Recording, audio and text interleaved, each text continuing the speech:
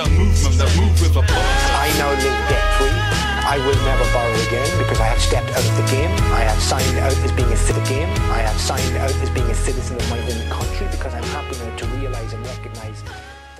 Hi guys, and welcome to Darkcity Radio, commonly known as Dom here, and this is probably the most diverse radio station you'll ever get.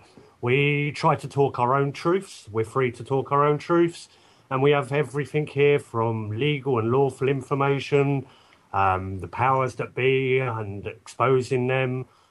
Even we have crackheads that drink their own wee and say it's a remedy for their cures even though they're on crack. But tonight we've got, to me, he's a big unsung hero. The guy made a film called Meet Your Strawman. Meet Your Strawman is all about the legal fiction, the birth certificate, and how it ties you to the system. He's also made some other things, and his latest is called GMO Agogo, which talks about everything from Monsanto and Agenda 21 and their policies and how they're bringing it in. So, would you like to say hi to everyone, Kirk, and tell everybody a little bit of your background, how you got into this sort of information? Hello, mate. Hello. Thanks for kind of asking me to come on. It's really good to talk to you. It's actually the voiceover artist that put me kind of onto you and said you should kind of reach out to this bloke. How I kind of started to get into the...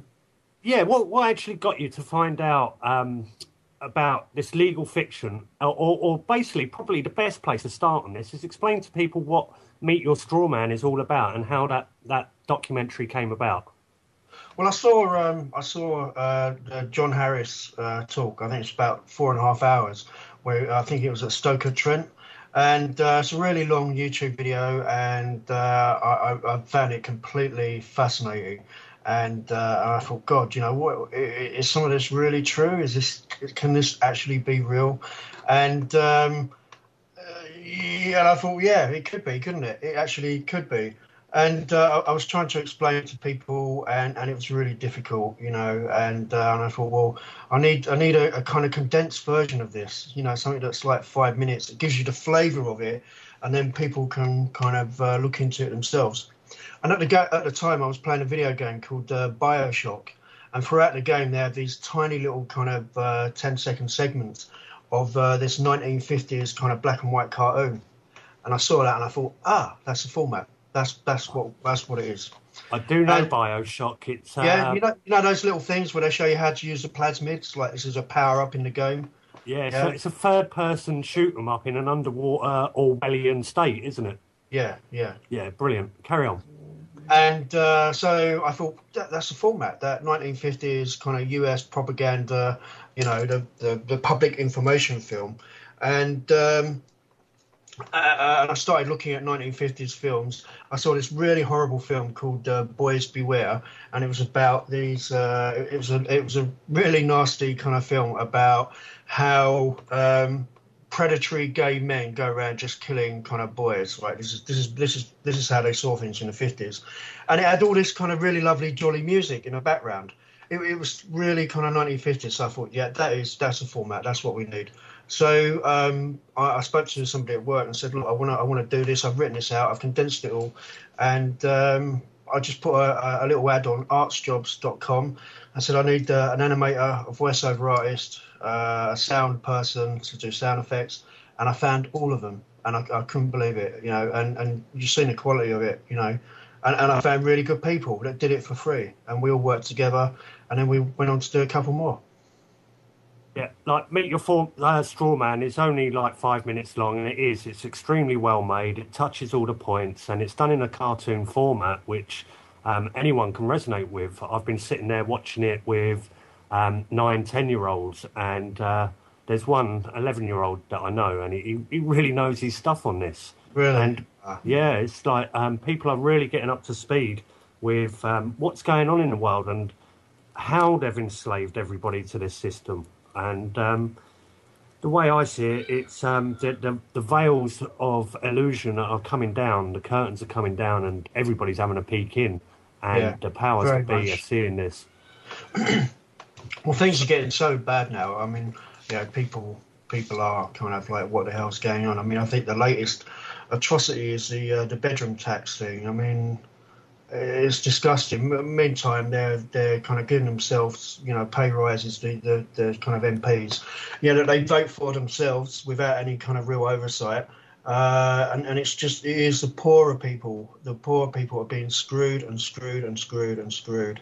And it's like it's almost like a culling. People can't kind of eat properly. They can't heat their homes properly.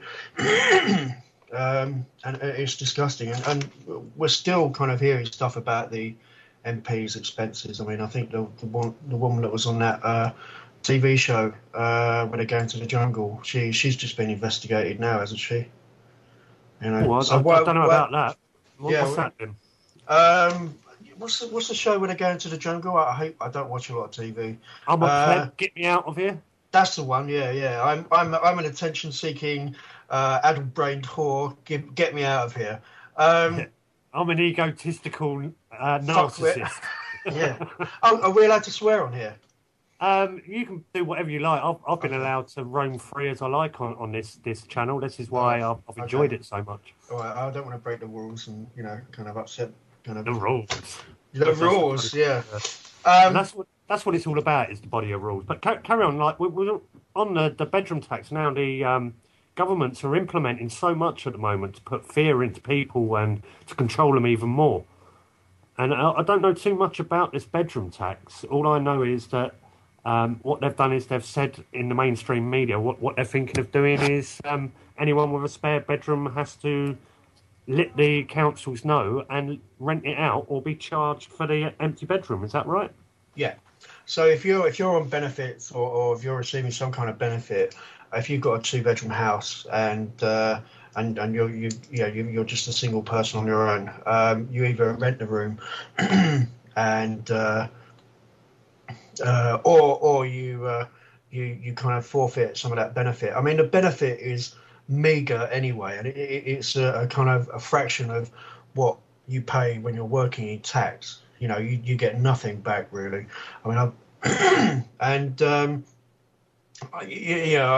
think it's disgusting when you've got these MPs, being caught time and time again with their second homes and kind of, paying for their second homes or having their, staying with their sister and kind of claiming it as a second home or a member of the family, fiddling expenses basically. But on the other hand, they will screw people into the ground, and that is really what is being done now. And then you've got Buckingham Palace with about 240 bedrooms, 230 bedrooms, a lot of free occupancy there. And I don't think they'll be getting any kind of bedroom tax for that, will they? Oh, why does everyone start on old Lizzie? I know. She has it hard. Yeah, she's a nice old lady. She's good for tourism, let's not forget that. Yeah, well, we could put her in a big glass box then and we could all stare at her, I suppose. God, that's such a moronic argument, isn't it? I mean, if you ever kind of bring up anything about the royal family, it's like, oh, well, they're good for tourism. I mean, luckily, my dad, brought us up that we never really liked the royal family. We never really kind of were into football or anything like that. And I think that kind of gives you a little bit of advantage in terms of looking at the system and what's going on. Do you know what I mean? You're not kind of running with a herd on everything. And this is one thing, like, I want to touch on before we go back to Meet Your Strawman. But within the media at the moment, and they're putting all these stories out there, and this is one thing I talked to you about the other night, was this horse meat scandal. And everybody is just ranting and raving and going, oh, well, it's like we can't have horse meat in our food. This is disgusting, blah, blah, blah, blah. Well, I personally don't see the difference between horse or cow, but that's not what the problem is for me. When stories go into the mainstream media and they're controlled by the powers that be, then there's got to be an underlying story. So I've been picking up the newspaper over the past week and looking at all these horse meat stories, and it seems like everyone's protesting about these stores that are doing it. But to me, if you read in between the lines, you've got... they're all saying, well, this has got to stop. We can't have horse meat going in our food. So the FDA, the Food Directive Agency? No, here it's the Food Standards Agency. In America, it's the FDA. So it's the FSA. So they're saying, FSA. okay, so they're saying that they need to tighten up their grip and make sure that all the food and everything comes into the proper regulations and under the certain guidelines. Can anybody smell a rat yet? Because this smells like Agenda 21 and Codex Alimentarius all mixed into one to me. Well, the Codex Alimentarius kind of part of that is actually run in this country through the FSA. So the FSA kind of oversee Codex Alimentarius in this country. Well, that really does. Well, go on, carry on. What you saying? Funny enough. Yeah, no. Funnily enough, they're not only are they kind of saying, well, we need to sort out this, basically problem, reaction, solution, isn't it? Yeah. Yeah. Always. So we've got this big drama, big horse meat thing, and then at the same time they're also kind of running Codex Alimentarius. The thing is, though, it's been very quiet about that. There has not been a lot of kind of noise about it like there was a while ago, and and about the precautionary principle and that kind of stuff, where everything's deemed unhealthy until it's been kind of rigorously tested, and the testing costs thousands of thousands, and you have to jump through all these hoops. It'll be really good for big pharma and really easy for big pharma and big biotech companies, but for smaller companies that want to kind of bring out healthy kind of non-chemical, non-toxic alternatives for kind of health, they won't be able to afford to kind of meet these guidelines. So a nice little control system. Yeah. Well, let's go back to, rather than jumping off the subject of Meet Your Strawman. Okay. And as I said, it's one of the best little info documentaries I've ever seen on this legal information that's flying about. Oh, and well, that's the thing. Like when you said about radio, and we was going to sort it out on Wednesday, but I was so run down I couldn't do it anyway. And yep. you contacted me and said you was nervous, and I had to admit to you that I was nervous talking to you because I see you as one of the. Huh? I can't believe that. Well, the thing is, it's like you're one of these unsung heroes. I've been speaking to a couple of people lately that people don't hear of these names, and you've definitely heard of them because I know you was talking of Thomas Anderson the other night. And we'll go into him in a minute. But okay. On your film, Meet Your Strawman, it's sort of ties... People tie it into the Freeman on the land information. And that's where you've got it from yourself with John Harris. And I've always been tied in with the Freeman on the land information, but I've never, ever claimed to be a Freeman on the land because I've watched many of these court cases, and I don't think that process is doing much people any good. In fact, it's getting people's cars taken off them, it's getting them put in prison, and then like when they come out of prison, because like all the other free men think, well, you're standing up to the system, they give them a rub on the back and say, well done, and it's a bit of an ego rub, and they carry on doing it and promoting this process, even though it's failed 99% of the time. The only times it does work is when it confuses the courtroom and they have no evidence to carry on anyway. But there is remedy in that, and I had to look over your Meet the Strawman, and I can't fault it, because what it's stating is about the birth certificate, the name, the registration of this, and how that system of commerce all ties towards the name. Mm-hmm.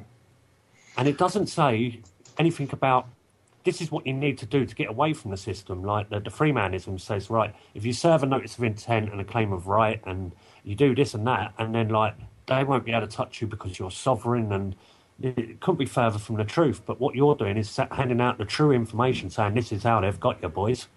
Yeah. Well, we didn't want to kind of say, you should do this, you shouldn't do that, this is how you do it. It was just to give the flavour of kind of what we've been looking at and hearing about, and it wasn't. We kind of read a lot and looked at a lot of stuff, and it kind of it just kind of really resonated with us. It was very, very, and it answered a lot of questions. And just about kind of life in general, and the whole system and the whole treadmill of everything. It just seemed to resonate with me and the others involved very strongly, and we thought, bloody hell, this is this is really interesting, and that's what drove us all to kind of once we kind of hooked up, and I put an ad out for an animator, and I kind of gingerly said, should be interested in conspiracy theories.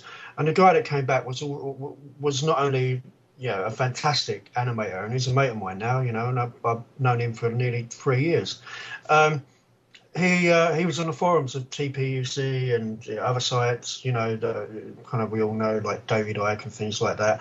So he didn't need kind of any real introduction to it. Now, what are the chances of that? So I put an advert out, and I find somebody who's not only really good, but was also already informed. And the same with the voice actor, Paul Burchard. He was on the forums of TPUC. So, there are people out there that can do this, and other people could do it too.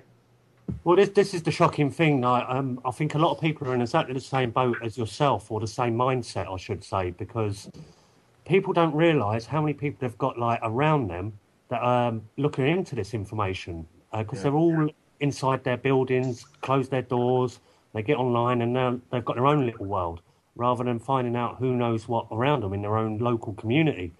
Like, for instance, I've got a friend who we've had some court cases and bailiff issues over the last few weeks, and we've been dealing with them quite well.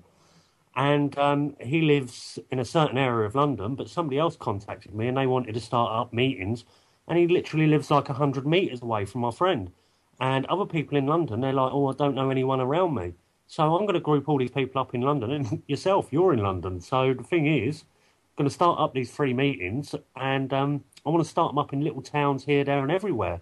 And I'll promote them for anyone if they do free meetings looking for solutions, as long as it's peaceful and about non-compliance and truly looking for solutions, rather than joining up to set up some kind of a protest or a movement that can fall apart when it gets infiltrated and things like this. Because I don't believe in movements. What I have more faith in than a movement is myself and yourself, and each one of us are our own heroes writing our own story, is the way I see it.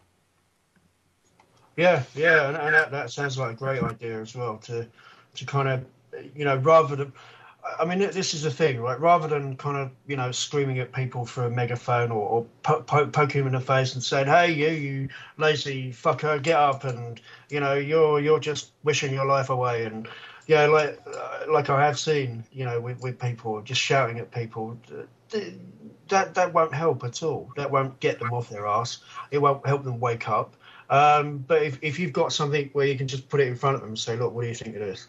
Right? And it's not screaming at them or demanding that they take action. They might not react straight away. They might, think, actually, I want to look into this in a while. Or they might think, I already know about this. I've felt that.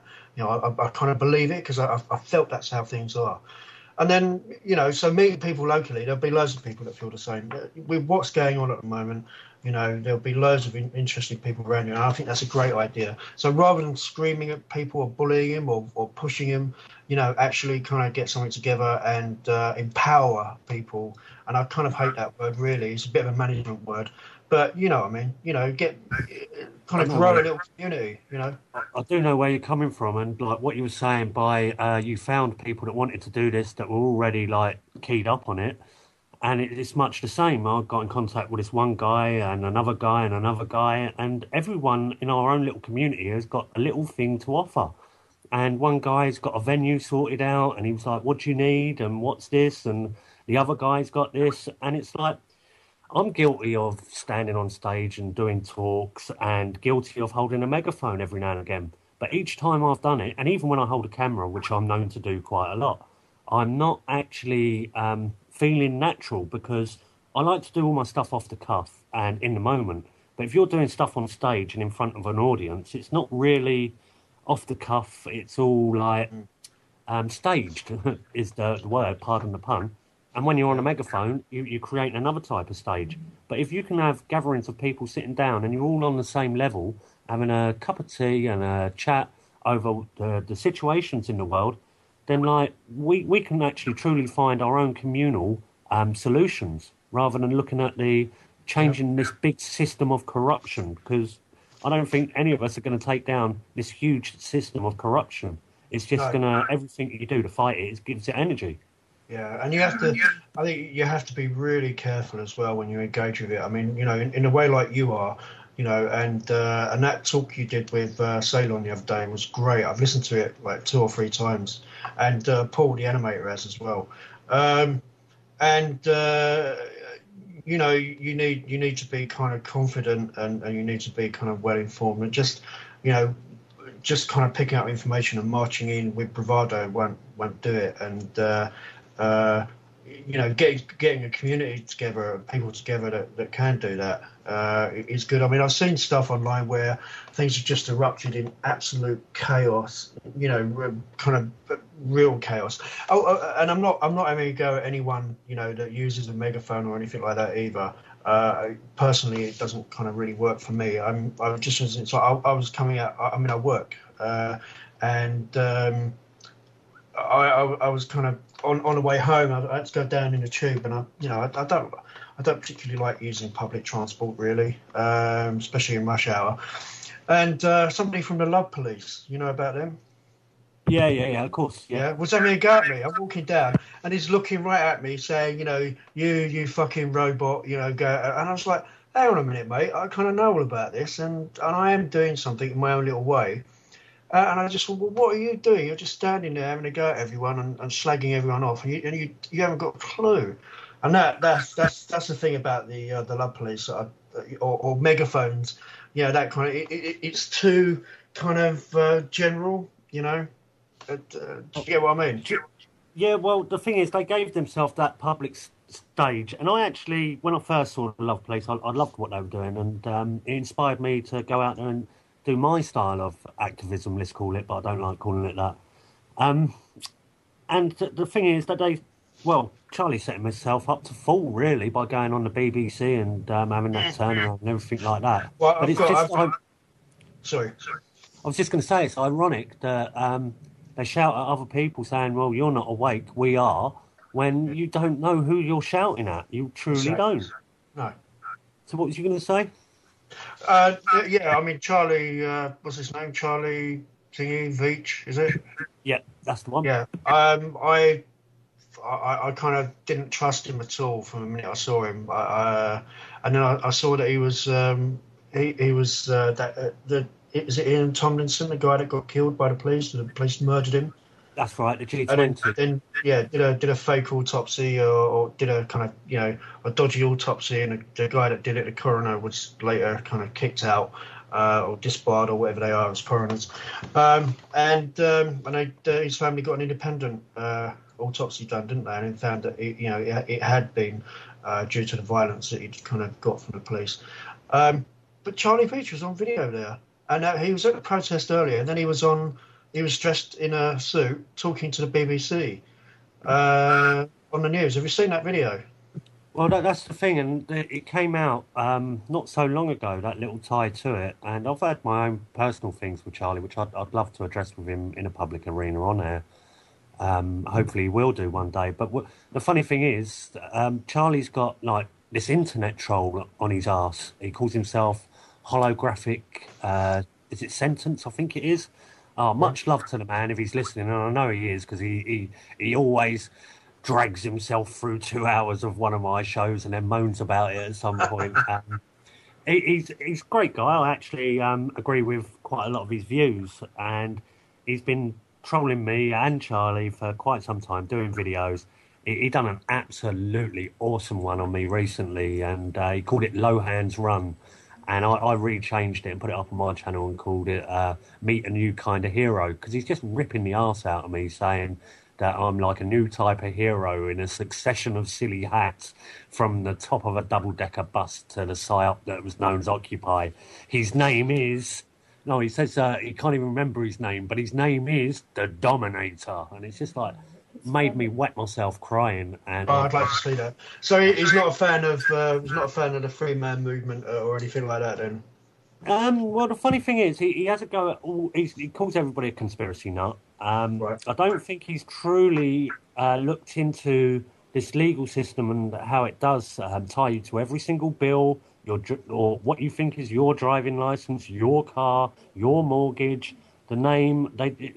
It's a hard one for him to grasp, I think. But the thing is, he hit my channel, and I've got a very good way of dealing with trolls. and how they come at me. I'll give them a little poke every now and again, and then they'll run off advertising for me, is the way I see it. And with this guy, he was on my channel one day and he was just slaughtering it with comments. And then, like, I got him in a debate on one of the comments, which was about vaccines. And he was saying vaccines are good and all the rest of it. And I knew he would bite, and I knew he would make a video, and he did make a video. And as soon as he made that video, I just took it and put it into all these vaccine rooms on Facebook and other rooms online. So everybody went in there and started hitting him with, like, what their opinions of the truth were.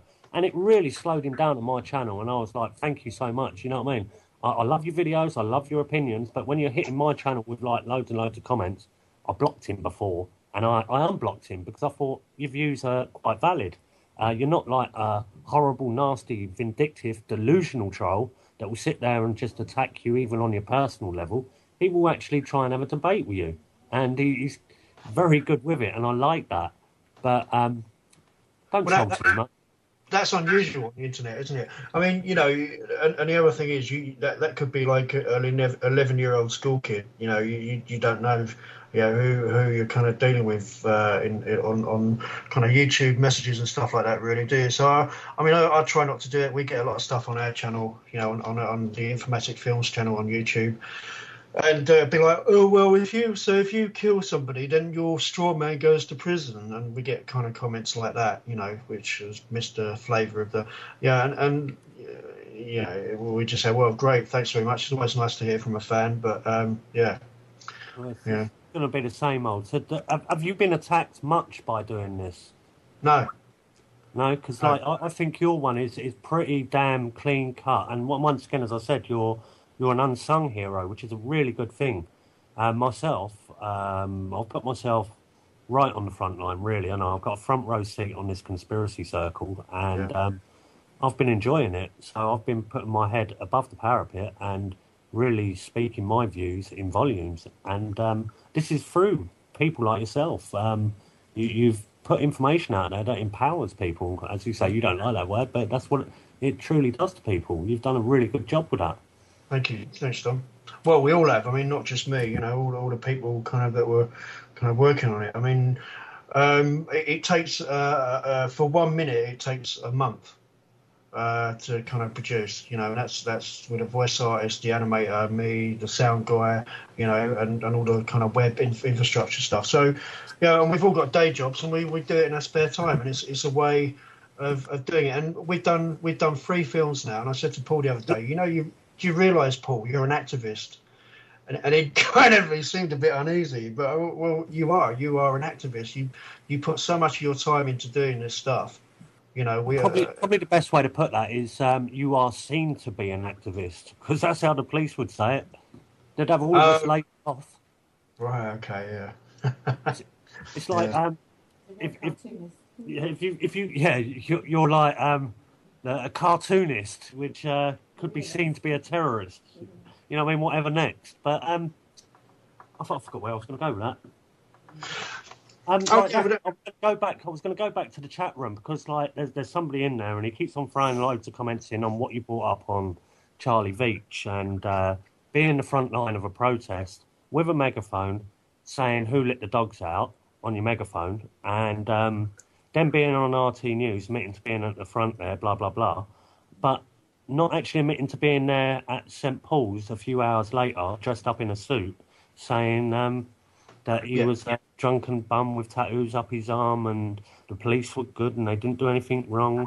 It's just like... Yeah, when I watched that, Dom, to be honest, my stomach went over. I just thought, oh my God, this is really kind of sick. And he, I think in the video, and I could be wrong, but it was on the BBC, and he seemed so kind of sycophantic, you know, like desperate to be on TV and to have the cameras on him to kind of get the attention. You know, it was almost kind of jiggling with excitement, and that's kind of what I sensed it as. And he was just being kind of a little suck up, really, and saying, yeah, this guy was terrible. He looked drunk. His eyes looked funny. And a comment about the who let the dogs out. I heard somewhere that it was actually him that shouted that out, and then he made a comment about it on the when he was dressed up in the there suit. was somebody there with a megaphone when it's actually him. Yeah. What's that about? Well, it's I actually, this is the thing, and he knows that I will address this with him in public one day. But the thing is, I actually said at the time, this was about Occupy as well, because he turned up to Occupy with some very suspect people who I've been naming in the past, and he's connected with them anyway. So he turned up with his big camera, and the guy that strangled me as well at Occupy, the ex-cop, Mark Edwards, and I don't mind saying his name on live air, but like the thing is, he's turned up there and he's got all this footage, and my mates were making a film, and I asked him for the footage, and he said, yeah, not a problem, but he never did like hand it over. But then when I asked him for it later on, he said, well, the reason I got rid of that footage was because I didn't see anything untowards that day. And it was like, but Charlie, you know what I mean? We've proved beyond reasonable doubt that you've got common purpose, i.e. Saskia Kent doing the General Assemblies. You've got the Tavistock Institute, who do mind control, they're the world's leading social engineers, the Tavistock Institute of Human Relations. And you've got them guys doing social dreaming events at Occupy. On top of that, social dreaming? Yeah. What the hell is that? You'll get one of their assessors or facilitators, let's say. Now this sounds like Logan's Run, you know. And do they take you to Carousel later on? I mean, well, the thing is, they've got this little geodome down at Occupy at Finsbury Square, and it had all these twisty, twirly patterns and all the rest of it, bright colours, and it was like, I swear it was the dome of mind control. It was like something else going on in there. It was like the Tavistock hub of Occupy. And you had all these psychoanalysis type people in there, going in there and giving hugs and chanting and getting people in a certain mindset and then dealing with them. And what it is, they're saying to them, right, so tell us what your dreams are. And within that, they're dropping all NLP and anchors and the rest of it and sucking information out of them. Now, you've got to think that the Tavistock Institute are one of the world's leading think tanks, and they go and suck all this information out of you. Now, why are they at every Occupy? Why are they involved in this? Why have you got Common Purpose there, which do social engineering on a mass scale? Why have you profiling? Well, this is it. And I've predicted that protesting is going to be very, very big this year, and it's looking that way. You've just had a big thing in Belgium. It's all kicked off over there. And this is exactly what the powers that be need. They want people to rise up and protest so they can take you all to court and take more of these perceived rights off of the so-called citizens. Or introduce more statutes to kind of limit as well. You know what I mean? There's not many more statutes that they could really... Well, they could think up millions more, and that's what they'll do. They won't do it all in one big hit. People are going, there's going to be like a big world war, there's going to be this, there's going to be that. They just do it bit by bit. That's what they've been doing for thousands of years. That's how they've got this control over. And I got picked up on using the word humanity earlier, but I didn't rebut it. You didn't like it because of the word human, and hue means colour, and it's the colour of man, it's fiction. But human come from humanity, and humanity is like being taken away from us. Through this system, whether it would be the concrete realm, Tesco's, people are, and I've said this time and time again, people go into these shops in a zombie type state. They're already, they spend millions on the design of these shops, putting stuff in certain places on left-hand side, right-hand side, certain colour labels. This is all mind control, what they're doing. The lighting, the kind of background music and... Yeah, I've said to people, I've gone... there's many people out there that will say, oh, well, I couldn't get mind controlled. Really? Because like, I can put money on it that like 99% of us have gone to shops just wanting something inane like a loaf of bread or a pint of milk and come out with a basket load of crap.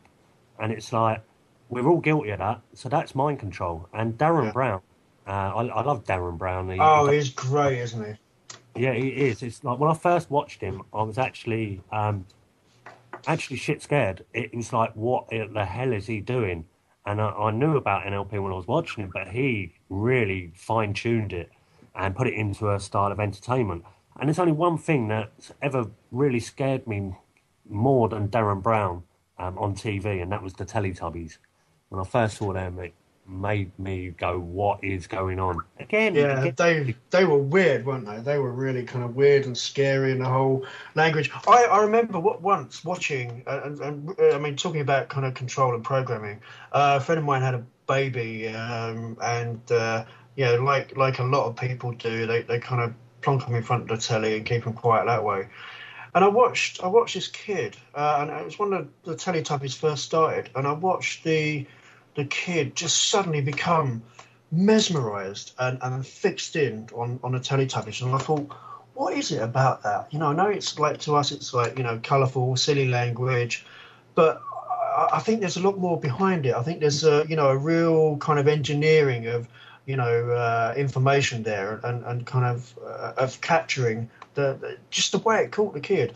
It just really kind of shocked me. I'd never seen that before. Does that make sense? Yeah, for sure. I think they're tapping into absolutely everything, though. Not just if we look at it, right, we know that these elites sit there and they manipulate every angle of everybody's life, and the people that go around calling people like sheeple or whatever, it's not that way. We're all in the same boat. How do you know that your truth hasn't been written for you by these elites? Because they're very clever at what they do. Yeah. Yeah, well, it's ancient knowledge, isn't it? And like I said, I've been doing it for hundreds and hundreds of years and perfecting it. And, with the years of kind of technology now and the control. I mean, that video that you did, where you were kind of helping that guy keep his car.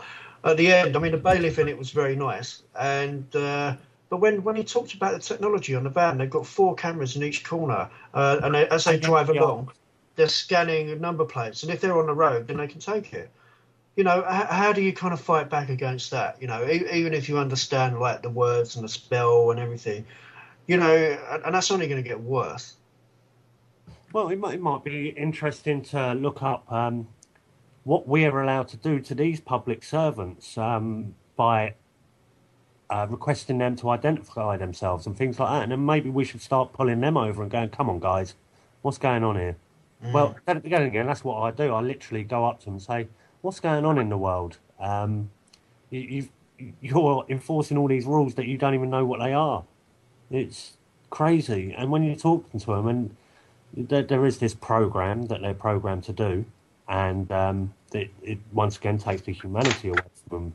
So they carry on doing this job, the program, by just complying to their illusionary authority above them.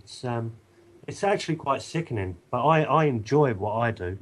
But we went right off the script when I was talking about Darren Brown, and there isn't a script actually. I was just wanting to stay on subject about Darren Brown. But, yeah, he done a thing in a supermarket where he went in and he played a message over the tannoy for a good 45 minutes or something like that. So he said, right now there's the right number of people that have been in the store for a certain amount of time that would have heard that over and over. And it was dropping anchors of raise up, blah, blah, blah. And it was all about sales and the rest. And people are just ignoring it. It's going into their consciousness. And then at a certain point, he goes, it's about time to go live. And he went over the banister with his microphone and he said a few things. And at exactly the same point, everyone's put their hand up in the air, gone vroomp and put their hand up. And they're all looking at each other going, what are we doing? Yeah, that's scary. And this is the thing. If you go into a supermarket and you look at people, they're holding on to these trolleys and they're in a zombie-type state because this is how it is programmed to get people in. And this is exactly the same within the truth movements. You've got people out there that are selling truths, and it's exactly the same propaganda that they sell, but it's to truthers rather than the other people that are stuck in the system as well. Because truthers, you're stuck too. This is it. We're all just trying to look for the solution. And I mean, there's levels of it, isn't there? People, like you say, referring to other people as sheeple and stuff like that. Well, you're not free if you're still kind of paying a mortgage and doing all that kind of paying tax, doing all that kind of stuff. So you're in the same situation. And I think it's a little bit disingenuous to kind of do that to people. And as Paul, kind of the voiceover guy, he said that people need a bit of love and compassion. If they're not ready, then they're not ready, But kind of standing around and calling them kind of robots and wankers through a megaphone as they're going home from work, I don't know, is not the way really to help them, or to kind of get them on your side. But then again, well, we need all angles of this because we're all part of it, whatever it may be. And for me, I like to look back at what's happened and where does information come from. And this is a subject we were touching on the other night. Bearing in mind, everyone, Kirk got in contact with me, and when we never spoke to each other before. The thing is, some people... they contact me, and because I don't answer them back within a certain time, they really do get moody with me. And the thing is, I'm not ignoring people. It's just I've got hundreds of messages to deal with. Kirk's somebody that I really wanted to talk to, and it took us we were supposed to meet up, and we didn't meet up. Yeah. And there was about 5 days on the trot that we didn't actually get to talk to each other. I know. I just for a while, and you probably thought. I just thought, I don't think this is going to happen. I mean, we were like, shits in the night, weren't we, Dom? Just kind of missing each other all the time. And can I just go back to what you were saying about Darren Brown, though? Another thing that really kind of frightened me in a way was, did you see the one with the religious experience where he gets this complete atheist woman and gives her a religious experience, and he kind of does it all with NLP, gesturing with his hands, and he says, I'm just going to leave you here for a minute, and they're in a church, and he walks off. The camera stays on her, and then she just, about 5 minutes after he leaves, has this breakdown and has this full-on religious experience, and I just thought, oh my God, that is really, really scary. That, if people are really that easy, if her fundamental belief is atheism, and he can, in a day or two, give her a full-on religious experience where she's breaking down and crying, what does that say about us? Well, it is. That's touched a subject that is very dear and close to me.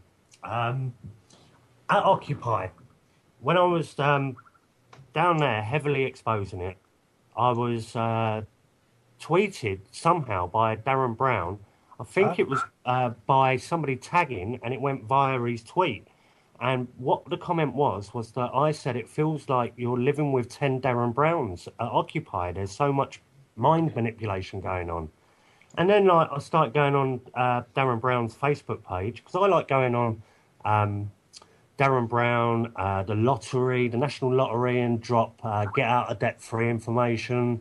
I like to go on McDonald's, and in fact, I've been on McDonald's today, and I posted on there a movie called GMO aogo, and I think they're going to love that. But then again, they do take it down. But what I've learned is, if you spam the group, you'll get reported and thrown off or blocked. So at the moment, I'm blocked from adding friends and sending messages to people that are not my friends. But with posting on there, if you post just one comment a day and post it on a thread where they've got at the moment, there's one EastEnders one which has got 14,000 comments, which is just at the top.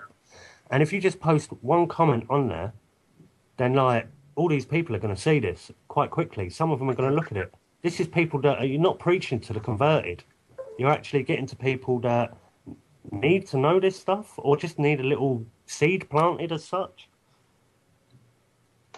Yeah, I think that's a nice way. That's a nice way to do it, rather than spamming and kind of hassling. Just kind of dropping stuff in, is quite a nice way to kind of get a few people to look at it, and then they might go on and tell a few other people. It's getting the information out and motivating people to pass it on. You don't always have to kind of really push them. So after Darren Brown was tweeting and the rest of it, and I've gone onto his page. I started posting stuff on there, and last year at Off Grid Festival, I interviewed a guy called David Shayler on stage there. Yeah, and he's for people that don't know, David Shayler is well, I don't know how you want to put this, but he's an MI5 agent, ex-MI5 agent. He blew the whistle on the plot to kill Colonel Gaddafi. Now, he says he was put in voluntary exile, whatever that means, and he spent a couple of months in France, a couple of months in Belmarsh. So I said to him, well, what deal did you make with the MI5 to be allowed back? Because if you blow the whistle, that's breaking the Trade Secrets Act. And they've got you in exile. They kill people like you if you blow the whistle. He goes, well, I've had attempts on my life. Are we talking about the MI5 and the MI6? They don't make attempts. They just do it. They get it done. So he's in the truth circuits, and he claims to be Jesus. What? He says, I'm the Messiah. Are you being serious? Yeah. He dresses as a woman and claims to be the Messiah and says 9/11's an inside job. Yeah. Oh, my God. I just... When you say he dresses as a woman and claims to be the Messiah, I just thought of the life of Brian. You know, it just sounds like he's a very naughty boy. You know? I'll tell you what, it actually does feel like living a Monty Python sketch, my life, most of the time. But when you meet David Shayler and this is going on, and you're having to live with people like this, you're actually starting to question who's writing what. So anyway, I'm interviewing David at Off Grid, and I've said to him, well, how do you know that you haven't been tapped up in the head by one of these mind control experts when you know they're quite capable of doing that to give you a spiritual experience? And he goes, well, no. He said, well, no, because I've had a spiritual experience. I said, well, how do you know they haven't given you that spiritual experience? He goes, well, you can't have that, blah, blah, blah, blah. So after that, when I put it up onto my YouTube channel, I sort of copied and pasted it and tagged Darren Brown in it on his page, and it was the first time he ever took anything of mine off his page. And then, like, he done that spirituality one. So is that synchronicity or what? Or have they just blatantly looked at that and gone, Darren, can you do this? Yeah, that's very interesting. I mean, the whole thing, you know, if it is kind of given to you, or by a suggestion or by whatever, you know, you feel it and it feels real because you're experiencing it locally, and you're not going to give up on that, because to give up on that and say, well, actually, yeah, it could have come from an external source, it is kind of to give up on a lot of fundamental stuff about your own being, your own self. So people, you wouldn't let go of that, would you? Kind of easily. It'd be a hard thing to admit that, those experiences can be given to you externally through suggestion or by, microwave or magnetics or whatever kind of things I've heard about. I don't know how much truth there is in any of that, but there are definitely ways to manipulate the human kind of experience, not consciousness, but the body. The body can be kind of manipulated. Well, this is the whole thing that I've addressed myself. It's not just everyone else I scrutinise, guys, and I do. I look into everyone's life that's trying to put information out there and look at the angles and where it comes from and why and motives, because that's what I want to do. I want people to find their own truths, and if people are selling lies out there, then I want to know about it. But can I ask you a question, Dom? You can, yeah. What's your goal then? Where would you? So if you kind of had an ideal kind of set up, and what would you like to achieve, and where would you like to be with what you're doing? There's quite a few answers I could give for that, but like I've already achieving what I've achieved to do, and that is to live. But like I recognise this corruption, this corrupt system, and they know I recognise the corruption. I just want that system to leave me alone as such, and but then again, I'm exposing it for what it is, so I've got to take the rough with the smooth, and I don't know what I really want to achieve in life in general. I just want to be me. I don't want to see people stuck in this society, this covert slavery. But then again, there's people that the closest people that are in my life that are not in my life have said to me, "Yeah, but you're not making a change." And I think you are. Well, this the whole thing. I know for a fact I am, but because emotions and things are so close, and other things in life, I don't want to start arguments with people that have got very, very strong beliefs that there isn't a system of slavery. There's certain people that you don't want to break down in life. Yeah. Yeah. Well, basically, what I'm talking about is I haven't been in my daughter's life. Well, I've seen her once in 5 years. Still talk to her, and she's cut up at what I do. You know what I mean? I've not been in her life, and she just can't see me making any change in the world. And if I was in her life doing what I've done, then like for sure. And as we know by many people that we do know, that they get there. I've got a close friend in Kent. Actually, I don't know if I'm allowed to mention him, so I won't.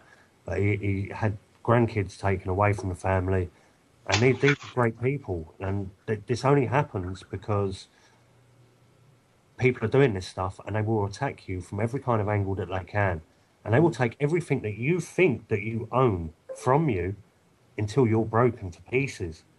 That's why I can do what I can do, because I don't claim to own anything. In fact, I don't own anything.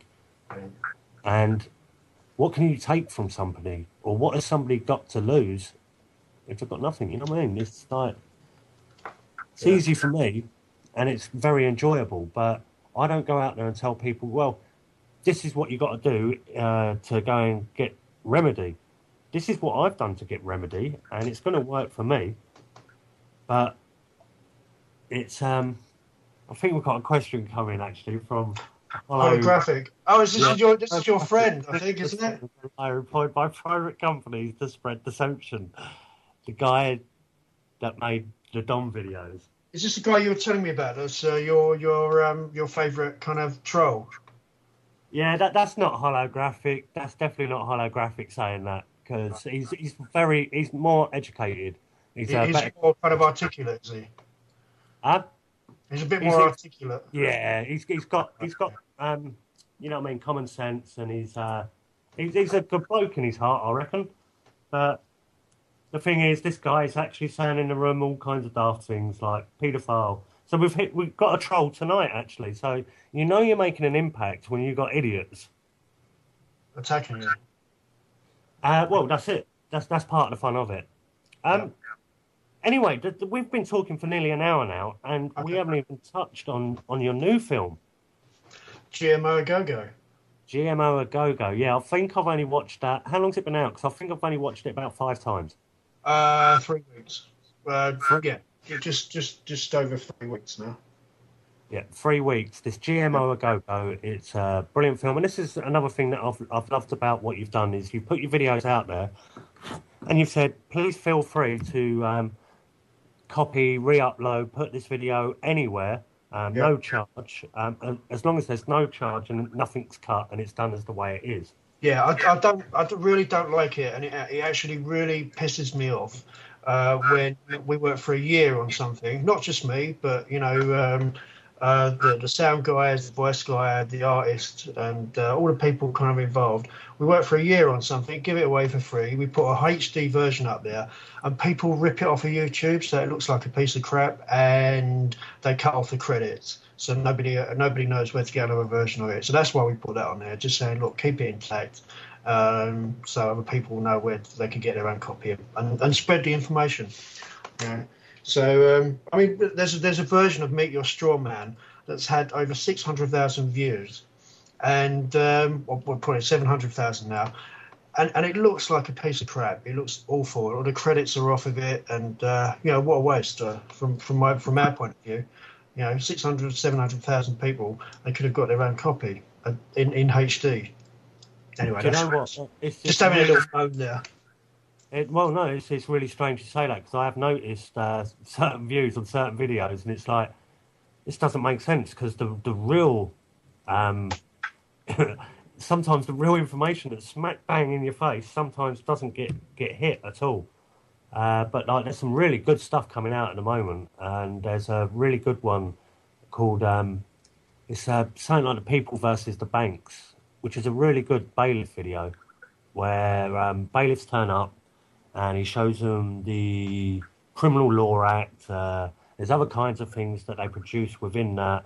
On the bailiff C96 form, it states this and that, and he actually gets it down with facts. It's, if you want to watch it, go and watch The People versus Banks. Oh, is that the one? Is that the one where there's that very tall kind of Liverpudlian guy, and they're taking on these really abusive bailiffs who are coming to the house? I think so. I think they mentioned the Bird family. Is that that video? Yeah. It's it is really, really good. But like, once again, it's like this stuff goes out there, and at first it went out there with not the full truth on it, that they got evicted not long after that video was done, and they videoed that. But like, what they should have done, well, the thing is, they put that out, but they should put up the video as well of the eviction to show how or what they'll do in them sort of situations. Unless if they're holding it back because like this is evidence purposes, blah blah blah, then that could be a good reason for it. But like, you never know. But it would be nice for them to have put an explanation on it. Like, yeah. I said that straight away, and instantly the big chap said to me, he goes, well, he had the hump, let's put it that way. And but he did, you know what I mean? I only posted two comments on his YouTube channel out of 200,000 views, and he blocked me. And the thing was, he actually did change the description and put on there, but they still came afterwards, blah blah blah, which is a good thing. But like, I think people have got to be aware of how much they will still keep coming at you.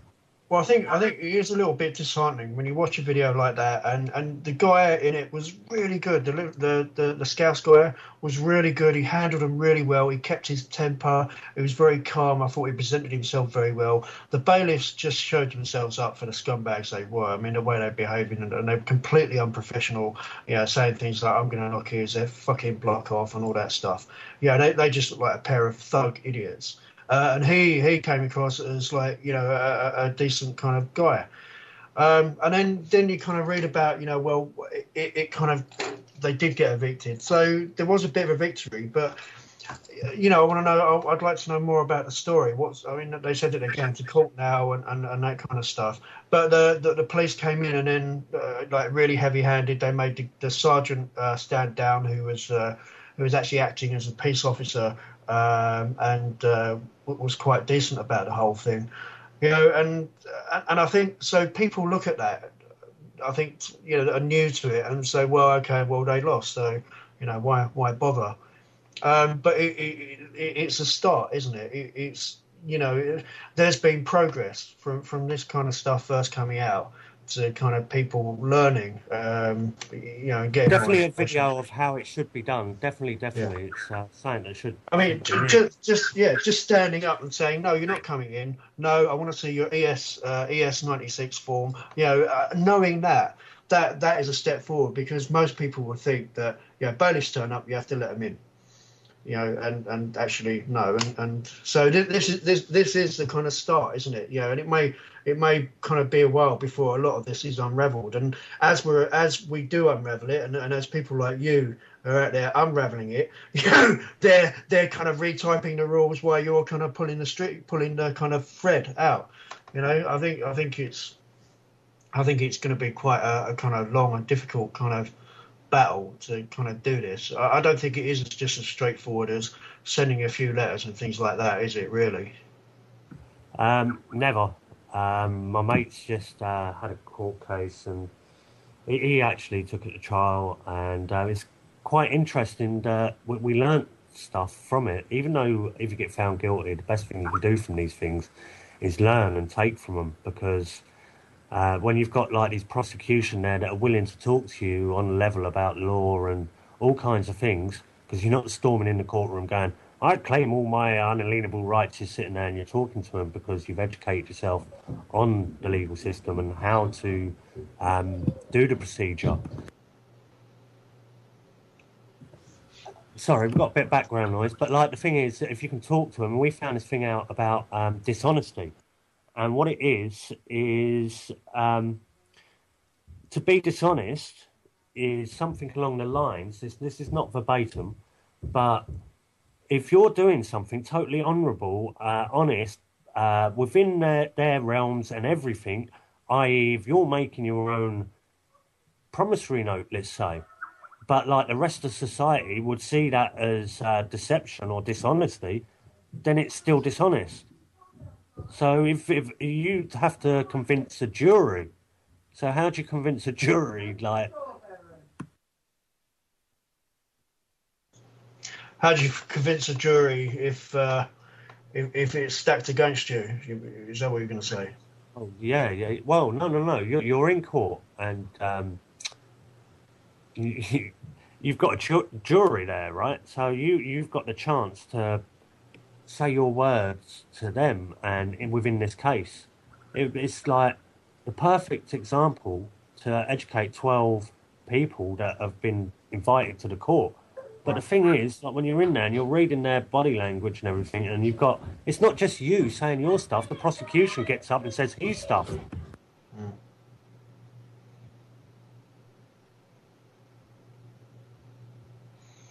Yeah, and then you've got to deal with a judge who's actually guiding, the jury as well, and kind of will cut in and say, well, actually, the law is this, and you can disregard what this person's saying, and so they can just override you anyway, can't they? And that's what they seem to do. Do you want to, because we've started the second hour, so I really want to get into this GMO aogo and what it's all about. Okay. So would you like to explain like what it is, like what the film is about from the way it goes? Because not many people probably seen this from this radio.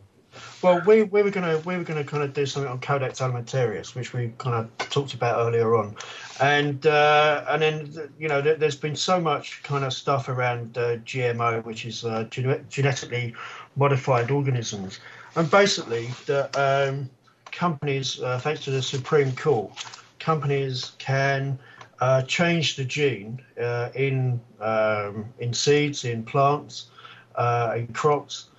So they produce a bacteria that destroys the stomach of insects that eat it, but apparently are safe for humans. And also they can resist herbicides.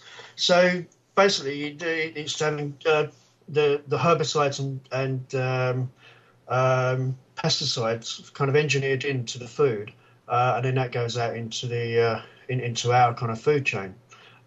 Basically, it's to save money, but on the other side of it, the Supreme Court has granted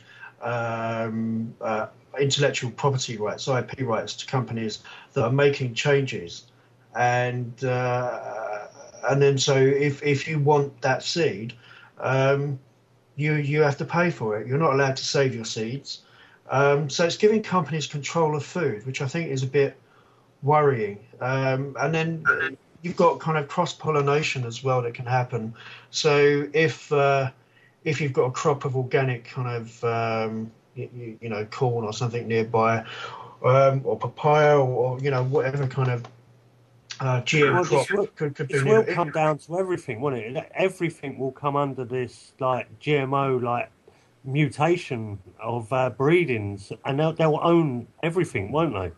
Well, I think you'd only have to engineer it into a few crops to kind of get into every kind of bit of food, because like stuff like wheat and corn are refined and used in so many different ways, in so many different kind of foods, that you only have to do a few crops to get into absolutely everything in the food supply, and so they control it. And if you've got an organic kind of crop nearby and there's some kind of cross pollination by the wind or insects or whatever, because that gene has moved from their crop into yours, not that you planted it, it's just drifted in, you then can be prosecuted for intellectual property theft, because you're growing their crop, basically, because nature has kind of cross-pollinated into it. And I think that's really worrying and quite scary. And there's a huge kind of thing going on all around the world. It's not as much. I mean, to be honest, it's not as big a problem in Europe as it is in the US, which is kind of a real big problem at the moment. And there's a big thing going on in Hawaii right now because Hawaii are. There's a lot of protests. Again, you don't see it on the news or anything like that, but thousands of people are protesting against GMOs in Hawaii. There's an organisation called Babes Against Biotech, and we've heard from them. They're giving kind of speeches to the Hawaiian kind of council or Congress and fighting for labelling. And the thing is, there's a big resistance to label these kind of foods. So if something has genetically modified food in it, they don't want it labelled.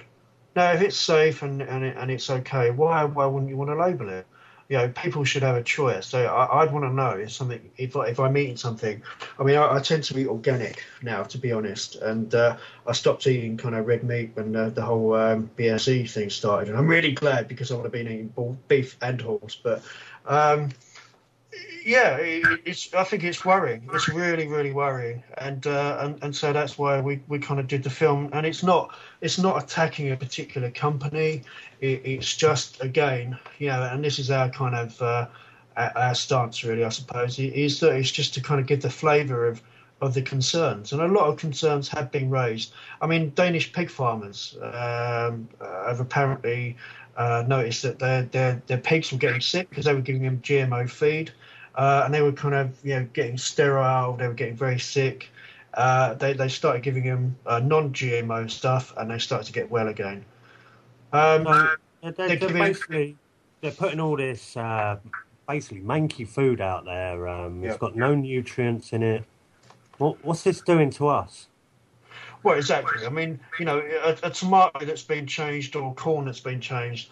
I don't think is it corn? If you change the gene, it's something else, isn't it? If it's got a pesticide or a herbicide built into it, is it the original thing? No. I mean, nature does reassortment through kind of pollination, and the genes are changed, but it's done naturally. And I think just kind of jamming genes into stuff. And there's a Hungarian geneticist who was based in Aberdeen, and he was doing work up in Scotland. And he was doing tests on rats eating genetically modified potatoes, and after a few generations, they become really sick, sterile and ill after a few generations. So does that mean that in a few generations of people eating it, they're going to start seeing the same? Well, I think I've heard things like, GMOs have been around for 20 years. Well, okay. So what's happening with people now, health-wise? How would you describe it, Dom?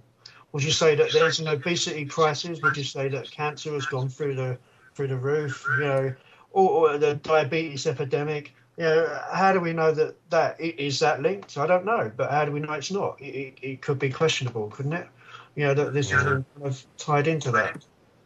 Well, there's some testing done, more testing, and I think it's scary. But even if you dismiss all that as kind of conspiracy bollocks and kind of fear mongering and all the other stuff.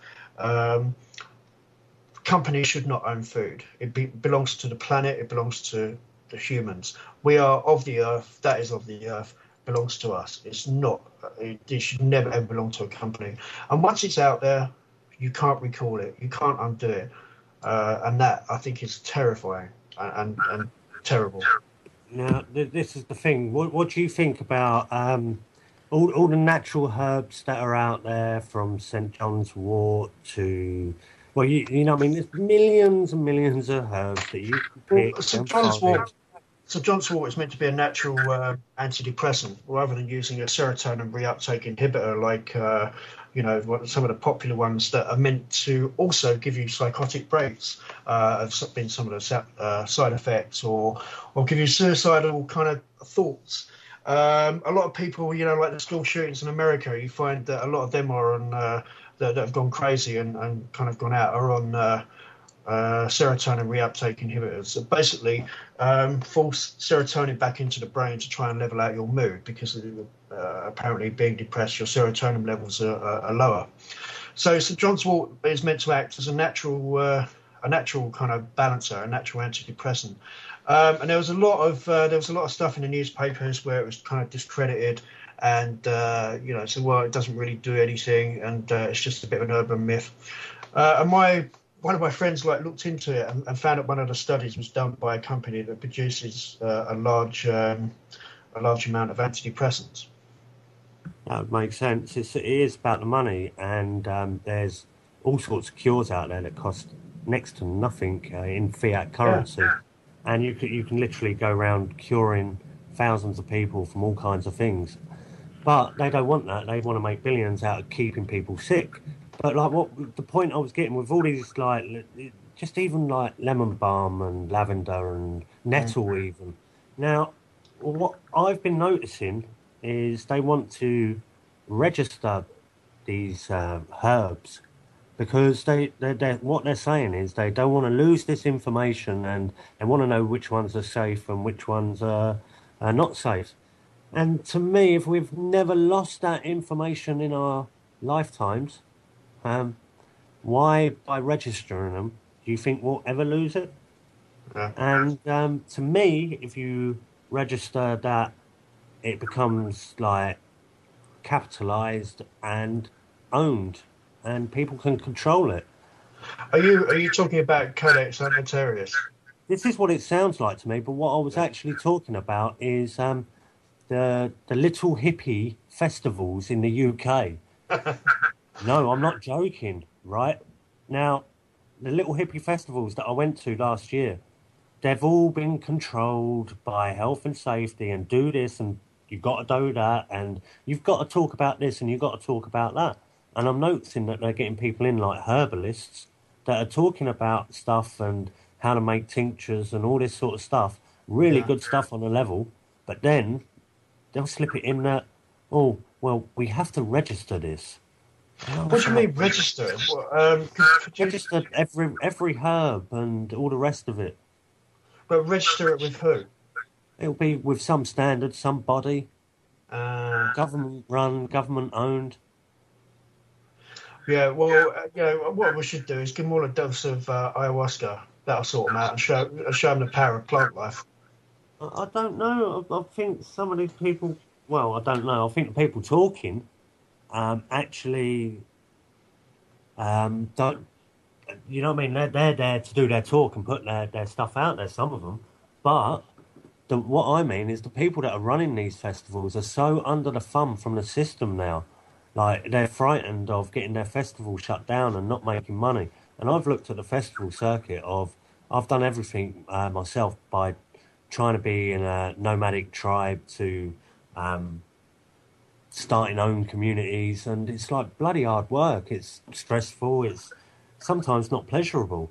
But where was I going with that? Well, we were just talking about kind of companies owning food and natural health. I mean, this was it. Yeah. And at the festivals, like, you've got every person there at these festivals with the right knowledge, the right skills, the right equipment. And the reason that they don't actually go out and live that lifestyle 100%, because they've got to go back to work on Monday, Tuesday morning and sell the idea of it. And that's a real oxymoron. Well, the other thing is about that as well. If you could cure yourself of certain things, then by growing your own stuff, rather than paying. When you kind of go to a doctor in this country, in the UK, and get a prescription, even though you're paying £7, if they're a fund holder. As I understand it, if your doctor's a fund holder, they could be paying, especially if it's chemotherapy or something like that, hundreds of pounds a dose, for that. But and so the profits that are made out of drugs are huge. And I've got complete and utter first-hand experience of drugs completely toxifying a person, sending them doolally. And ruining their life and their health for kind of 8 or 9 years, And then the medical profession turning around and saying, actually, we're gonna get this person off all those drugs, and they come back to life. You know, their kind of personality is back by who they were.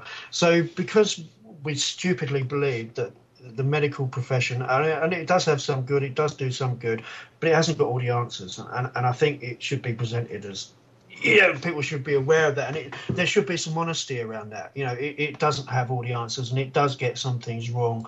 And, you know, you've only got to look at, the Staffordshire hospital that killed hundreds of people, you know, because, anyway, don't get me started on that. But you know where I'm going with this. So, you know, drugs aren't the answer. The medical kind of profession and the pharmaceuticals aren't always the best things, you know. Well, I think this is the way it's all done. They've got control of so much in the world by food. You know what I mean? It's like people are not eating real food anymore. If they're eating... People believe it as well, Dom. I mean, I got some really good information of somebody who is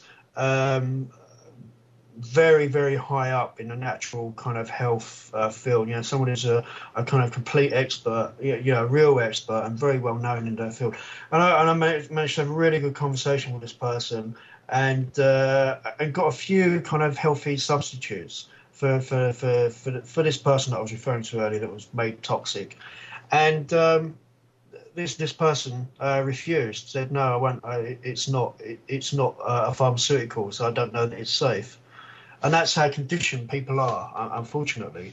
You know, I've got this like natural kind of inert stuff that would help, but they've had years of being kind of toxic on drugs, but they will still refuse to take the herbs and still stick with the drugs, even though the experience has been that it's made them kind of a bit doolally and made them ill and made them sick and made them dizzy. They will still choose the pharmaceuticals, and that's conditioning, and that's what happens. Well, the thing is, most, if not just near enough, all of pharmaceuticals will be synthesized from nature. Yeah. And engineered and modified and all kinds of mercury, formaldehyde. Yeah, these are not things that you want literally injected into your body. And if you had... The whole vaccine thing as well. I mean, I know you kind of brought it up earlier, but you know you know that there's kind of an oil put into vaccines that acts as an adjuvant to actually make it cheap. So rather than putting they can put less genetic material into a vaccine, and the oil acts as a kind of immune exciter. But it can, and that's what can actually cause autoimmune kind of problems in vaccines. And yeah, I know people that have never let their kids have any vaccines, and their kids are very healthy and well, and don't have any kind of problems. And they haven't had any vaccines. Well, we all know what vaccines can cause and what they've got in them. And this is the thing, how have they blagged the world? Are we expecting the plague or saying, all right, yeah, but if there ever was something like that, they'd put it there anyway. It's like, it almost looks proven that the swine flu vaccine was manufactured and pumped onto the nation. Oh, just so you know, on the well, you might have already heard it, but apparently that's back in the news. I heard on the radio today that a woman somewhere in the UK is in intensive care with swine flu. So it looks like that little number's winding up again. Oh, right. So this is the February colds when people get sore throats and a runny nose, and it's like, oh my God, it's swine flu, right? We've got some Tamiflu for that. I was going to say, Donald Rumsfeld must have a new batch of Tamiflu that needs shifting. I don't think he's got a new batch. Yeah, or the old batch never got shifted before. Yeah. Yeah, they're holding on to them. You know what I mean? They'll be selling them down the line because like people really didn't fall for it. Yeah. It's just the whole thing, and then the system knows, and they can see what's going on. They can see that people are not filling out their Lockheed Martin census forms anymore en masse, and people have put bullseyes upon themselves and sent back letters in Freeman style, so they know how many people are getting really rebellious, and they know where they are. Yeah. Well, have I told you my little story about the TV licensing? No, go on. Right. I don't have a TV. I don't watch TV. I hate TV.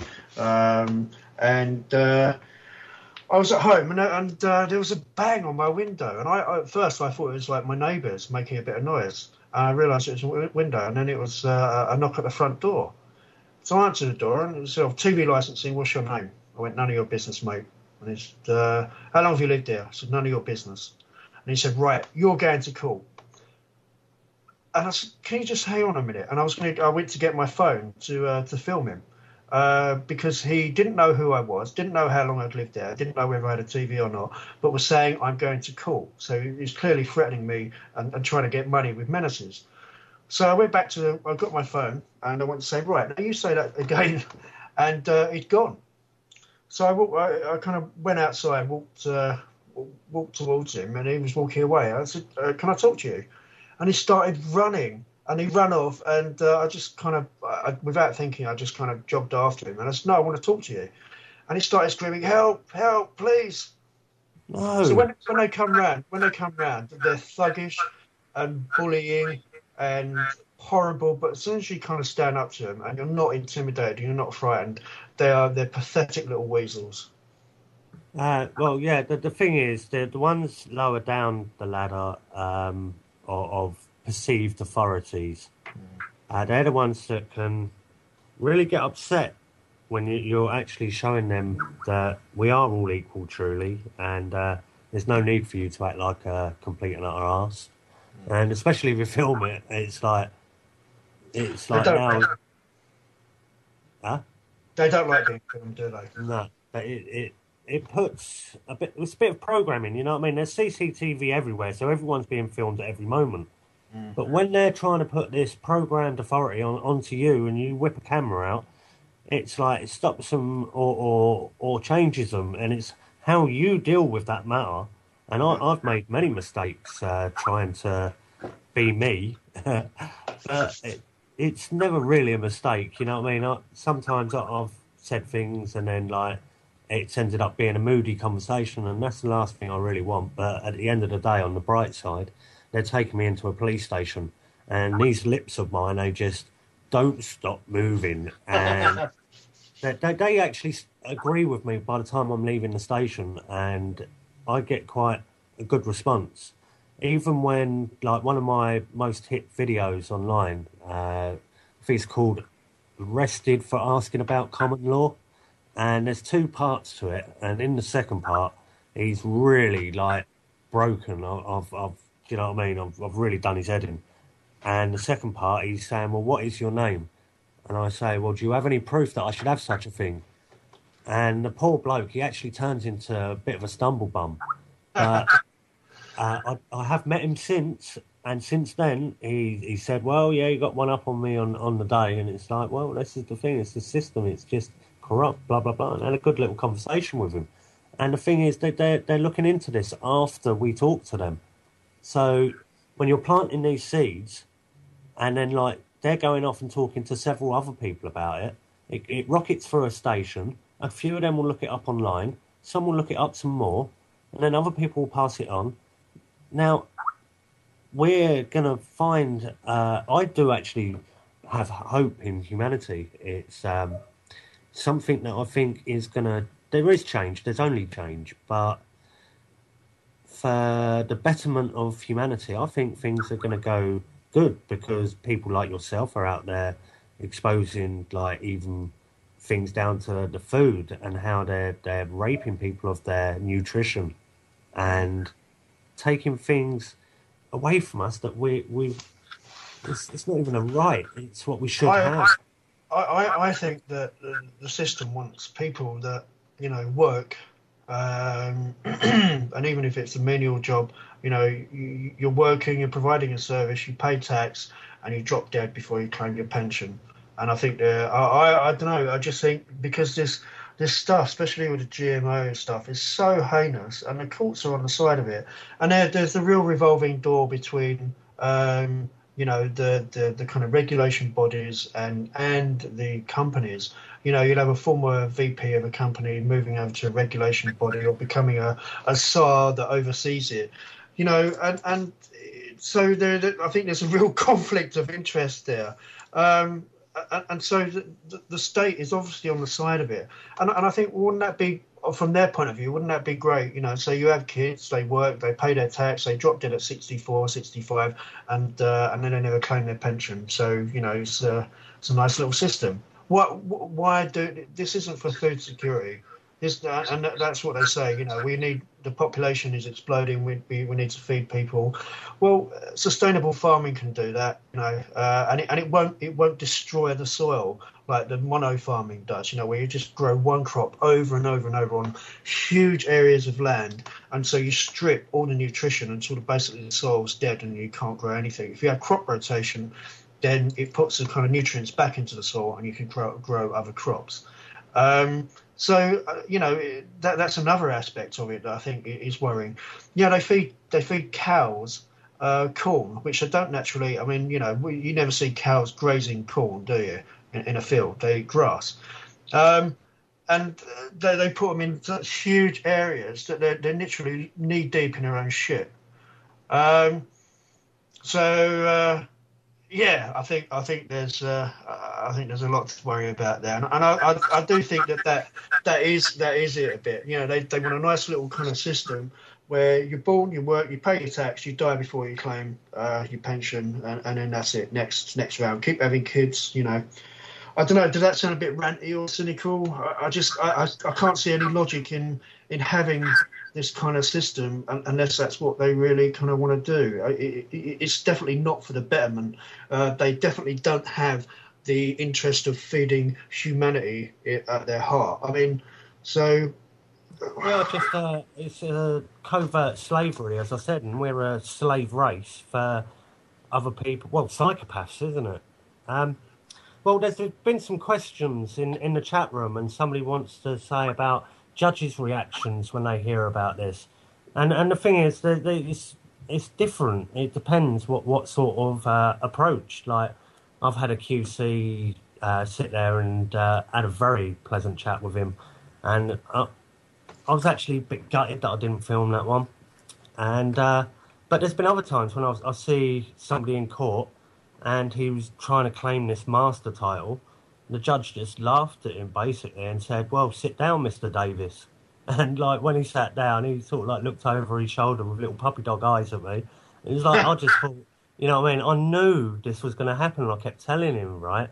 The thing was, he was trying to use his own child to defraud Staffordshire Council by saying that the kid was in the house and it was a faulty meter.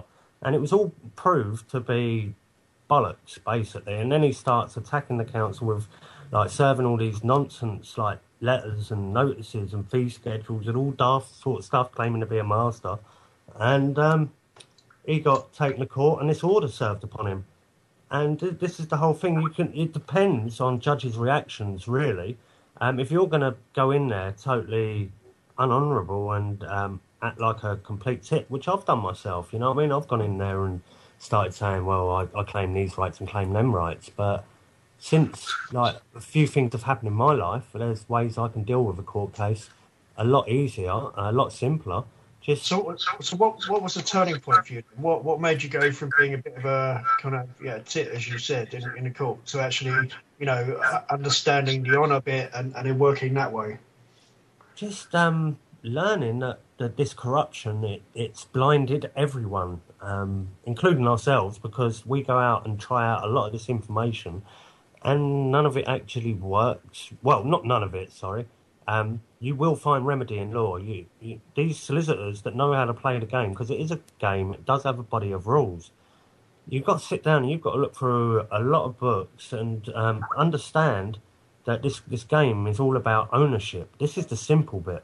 This game is about ownership, and it's about not making any claims. When you make a claim, you're liable. Now, you can go in there and you can say, I believe I'm an annulus curiae. So a belief is not a claim. It's like a wish. It's not real. It's allegedly. I'm Ammunus Curiae, or something like that. I believe there's been a mistake. I wish to seek remedy in the way of a proper notice. Now, when you're saying something like that, Ammunus Curiae is actually a court procedure, and it's defined as an interested party, but not the person. So I was like, that's ideal, because the person is just a corporation as it's legally defined, a fiction. It's not who you are. You're not really the name, is the way I see it. And you believe there's been a mistake. And, well, the mistake could be seen to be that they want you to represent this name. How can you be a name on a birth certificate when it's Crown copyright? How could I be liable for something that's copyrighted by the Crown? And then how could they serve somebody a proper notice if you're not claiming to be a name and you're not signing anything and you're not being part of that jurisdiction or that system? That's how I've dealt with it. And but people don't understand the subtlety of the actual the contracting. So it's you by like you said, with that guy sitting down, he's kind of he's accepting that position, isn't he? And he's kind of creating a contract by doing that in court. He's not the master because he's sat down. Well, that's it. He's accepted one of their orders, and it doesn't matter what you say in there or anything really. It's how you say it and how you deal with it. And you're right, sitting down is actually comprehending and being subordinate to their system. And it's not about what you know as well, because it is very simple. It depends what you're playing with, what you're gambling with, because this could be like a driving offence, your car.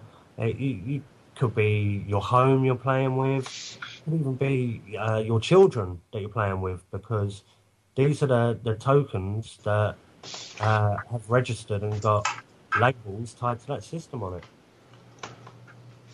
Has anyone? I mean, I've heard this a lot, and I know in America, with the same kind of movement, it's slightly different. But has anyone kind of traced back the birth certificate to it actually becoming like a stock or a bond? Is there any kind of evidence of that someone's kind of found? When I was looking into all this stuff, and this was proper some time ago, the best information when I got right into it was creditorsandcommerce.com, and they've got a lot of audios on there, and that talks all about bond process. But when you're looking back at it, history, I believe it was something to do with, I might be wrong on this, Queen Victoria bringing the birth certificate or something, because like 1666 you had the Cestui Que v. Trust Act, right, which is all about St Paul's and the Great Fire of London, and everything got burnt down. It's like, right, we need to start getting all your fictions in. And is that when they kind of declared everyone as being dead? Well, yeah, because they're saying they've lost a load of records or something, I believe, isn't it? Like St Paul's registrations and all the rest. So this was created to say that you're dead and lost at sea, and you've got 7 years to prove that otherwise, which is saying that in a courtroom could get you sectioned, really.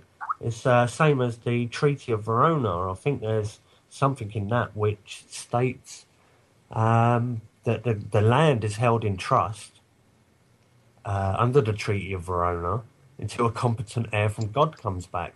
You start waving that one about in a courtroom and get a white jacket on and some buckles at the back. Yeah. Well, I mean, that's the whole point of its implementation, isn't it? How do you undo it without sounding completely bonkers?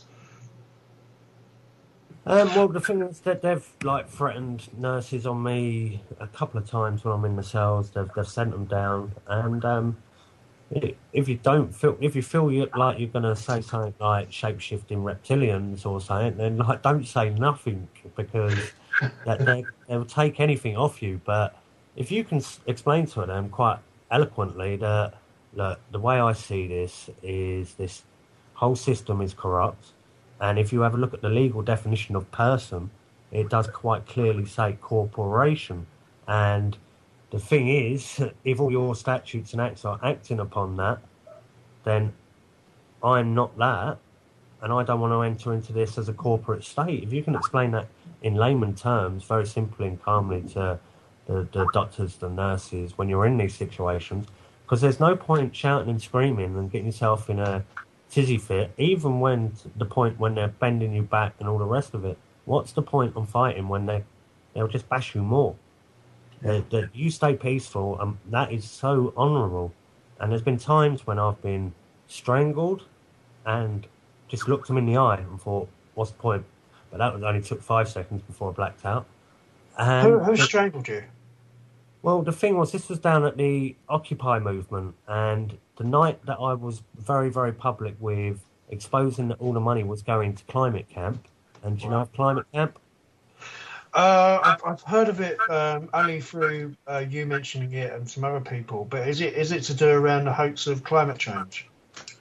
Yeah, basically promoting the fear that there is climate change and the only solution is more regulations and tax the people, tax the air they breathe, call it carbon tax. Oh, they've done it, right? So this is what they do. Can I just cut in about that, just very briefly? Gore, you know Al Gore, the High Courts here ruled that his film, An Inconvenient Truth, had 9 glaring errors and could therefore not be shown in schools as a documentary because there were 9 huge errors in it. Also, he lives in a fucking mansion, this guy, on the coast. Now, somebody that's worried about rising sea levels, you don't buy a mansion on the seafront, do you, on the coast? He uses nearly he uses in a month what the average American does in a year in energy, and he also teamed up with somebody called David Blood, formed a company. So the company with David Blood and Al Gore was called Blood and Gore, which is a really kind of fitting name. And it was based, I think it was based in London to kind of bypass conflict of interest kind of regulations and stuff in America. And guess what they were going to be doing? Carbon credit trading. So he stood to be, very rich from this whole thing. And that made me very suspicious about the whole climate change thing. And then when the University of East Anglia got hacked and all those emails come out about hide the facts, basically, I just thought, no, I don't. And I know climate change denial is being kind of paralleled along the lines of the kind of what do they call it? The Holocaust denial. No, Holocaust denial. It's on the same. If you're a climate change denier, you're a kind of Holocaust denier. Well, I just think because of those facts that the man involved stood to make money. He made a documentary that's been ruled as not truthful. He uses more energy than the average person, and yet tells us we need to use less. And all these kind of things just make him very suspect. And if he's a front man for that, then I think it makes the what he's presenting very suspect.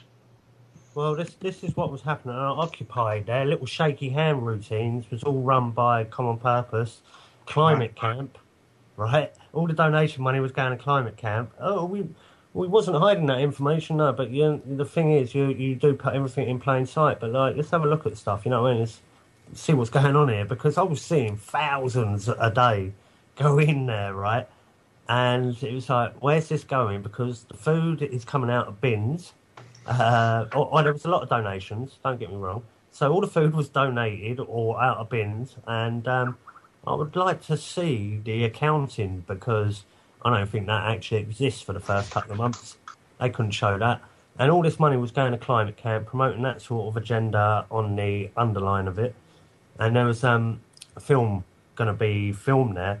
And they didn't film it because some really good pals of mine came down and they had their little leaflets ready on the climate change hoax and questions and answers and all the rest of it. And the people with their dodgy film, Crisis of Civilization, it was like, they said, oh, we can't play it, our laptop's down. And it's like, well, I've got a laptop you can use. And they were like, no. It's like, you know, when you can expose them on their own platforms that they set up to promote their own propaganda. This is what I'm going to do. Is like, when they do their big fronts and the rest of it, I'll go down there and just be me and start questioning what's what. And people that are like manipulating like these, and it's going to happen this year. Don't you mark my words. They're going to try and do some really big things. They're trying to get people wound up on every level at the moment, whether it be bedroom tax, horse meat, GMO, lawful rebellion, storm the court. It's like everyone's like really getting out their pants about saying, and well, they've got control on absolutely everything. I believe is what they're doing. Even everything that we look into, I've had to evaluate myself of what I'm doing. And do I actually do things for the betterment of mankind, or could I be doing it harm for the mass of the society that don't know the law or how to deal with the legal system the way I do? Sometimes wonder. Well, I think a good way, you know, if you've got a lot of knowledge that you have, and like I said at the start, you know, I really enjoyed the talk you did with Ceylon. But if you got together and actually condensed all your information between you and made it in a way that, you know, people could watch it and kind of absorb a lot of it in, you know, 10, 20, 30 minutes, an hour, and it was all very kind of, I think that would be a great thing, you know. And then it's out there and people can pass it around, and you know, so kind of put down everything you've learned, and even with Ceylon, put down everything you both learned together, because you've got a lot of knowledge between the pair of you, haven't you? Well, and a lot of experience. The other night I tried to get hold of him. I might even have a message from him, but I need to contact him anyway. But I've got to keep this under my hat. But one of the best documentary makers, well, probably the best one on the thing, wants to make a little 5-minute film, but I've got to keep that under my hat and not let anyone know. Okay. Oops. Yeah, I mean, I think doing something like that would be pretty kind of cool, and yeah, it's a good way to get kind of information out there, isn't it? Really, I mean. Because I don't know how to construct things like that myself. I know people find me quite intriguing. Like, I've only just started to learn to edit, and somebody said, "Well, it's about time we can cut the shit bits out now." And it's like, what are you using? I mean, you can start with. I mean, for anyone that wants to kind of learn about video editing, you know, you can start with Windows Movie Maker. If you've got Windows, you've already got it installed. It's free with it. It's very easy to use. There's great tutorials, like step-by-step tutorials on YouTube. You can use it. It's like single-track editing, so you've got one track for video, one track for audio, rather than multiple tracks that you get in bigger kind of things. And it's a great way to learn. And you learn, you kind of get used to using that, and then you move on to a bigger one. And you can use Sony Vegas Pro, which is really good. You can download a 30-day trial for that for free. Then you've got all the Adobe products like Adobe Premiere, which is another great video editing software. And that's for the Mac and the PC. And that's free for 30 days. So if you've got a project, you could download it and do it in 30 days possibly. You know, and without paying. What would you suggest for Linux? I don't know. I'm sorry, I honestly don't know. I'm not a big Linux user, to be honest. Well, when I hook up with you, I'll have to, I'll bring my laptop round and I'll show you the operating system. And I've got a little thing on there, and somebody said it's a bit like Vegas, so you could show me a couple of little hints and tips, I suppose. Right, okay. Yeah. I'm going to find out about that, actually, in Linux. That would be a good kind of tip, actually, to know about that. Yeah, that's a little bit of a gap in my knowledge that I need to kind of find out about. But I'd like to kind of get some groups together, you know, help people kind of organise and find people, and then work in their own groups to produce their own documentaries. That would be great. Well, do you want to get involved in this thing that we're going to start up in London? It's a little meet-up, and, well, it's going to be like open for anyone to turn up, just a little gathering of people same-minded to try and seek more solutions and offer the skills that they've got, like yourself. You teach people that, blah, blah, blah. It's like a skill share. Yeah, nice little networking thing. Great. And I want to do this in several different areas. I think networks like that would really bounce. Yeah.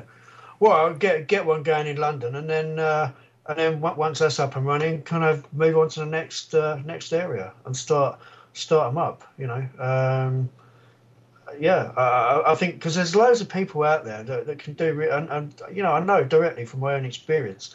You know, really kind of, and even if they're not into conspiracy theories, you know, there are still people that are willing to kind of help, and a really good, if you want to do a kind of cartoon or a documentary and you haven't got any of all the technical stuff you need, I think a really good tip is to go to a nearest college or university, find a course that's relevant to the thing that you want to do, so like animation or editing or whatever. Find out who the course director is or the course tutor, and email them and say, I'd like to kind of give one of your students some work experience. This is a project I want to do, and that's how I've found people, you know, great people who are really good and really committed and really reliable. Yeah, I hasten to add. So you don't have to have a big budget either. You can get it done that way. Well, that's it. That's part of the solution for me, is trying to find things where you don't have to use money at all. And there's a lot of things that are truly out there. Like I'm always hearing of little things. Like there was one the other day, which is in Lewes near Brighton, of a guy where if you turn up, he's there every Saturday with his little bicycle rack and his tools, and you can take your bike there, and he'll do it totally for free. Oh, that's lovely. I love stuff like that. I mean, that's really, really nice. And you know, imagine what it does for that guy, you know, what it must do for him, kind of his emotional health and his heart health, you know, doing stuff like that, helping people out. He'll meet people, he'll network, rather than just turning up and handing over some cash. And I think that's really nice, really nice.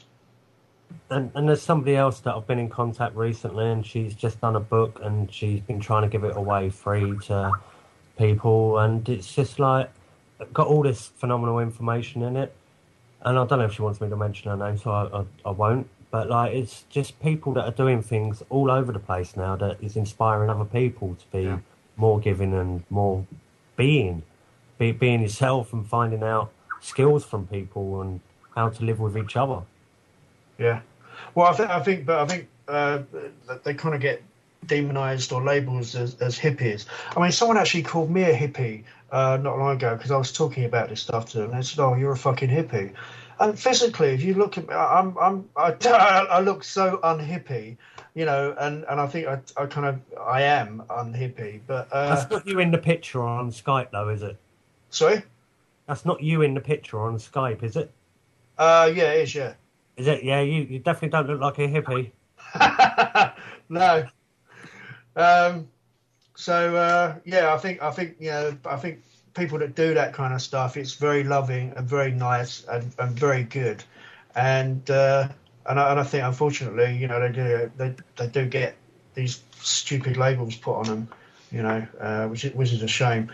But you know, if we could find a way to network more of that, get more of that information out. I mean, there might even be that I don't know about, but well, there is. There's already a few things that are going on, but like there was even a really great one that was in London that I used to love going to, but that they just got pissed off with all the infiltration of it all. But if you're sitting there and just focusing on solutions and the rest of it, they already know this stuff, but you need to be getting and meeting people of the same ilk anyway, so don't worry about them. They're always going to be there, and this is part of it. If you're doing something against this corruption, that they will recognise you, and they'll try all these kind of like dirty-handed tricks, and it doesn't actually bother me anymore. I think I do have a couple of narcissist traits, and one of them is actually not having any emotion to something that happens quite grilling to me in my life. Like I can sit there, like, I'll bring it up again, the guy that strangled me. It's like I could stand there and, like, just look calmly and think, what are you doing? And, yeah, I think that's quite a special kind of attribute to have. I think, you know, but the thing is, as soon as you start lashing out and reacting in anger, they've got you, haven't they? You know, you're even though that you've been provoked and you've been kind of assaulted, if you lash back, and that's the thing I find so unfair. Do you mind if I just go off on a little tangent here about the police?